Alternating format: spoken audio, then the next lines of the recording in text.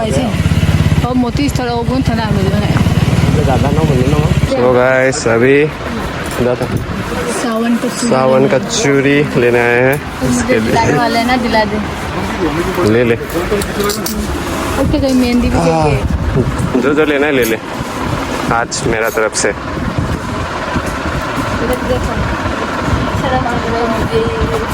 अच्छा कल फिर मैं आप लोग को तो जिसके बाद में मेहंदी लगाऊंगी फिर एक हाथ में सूट लगाना पड़ेगा कोई नहीं।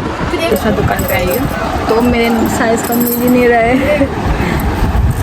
मैं दो अलग अलग लिया एक थोड़ा लाइट कलर का लिया लाइट मतलब डार्क ग्रीन ही है दोनों भी बट एक सिंपल है और एक थोड़ा कांच वगैरह क्या क्या।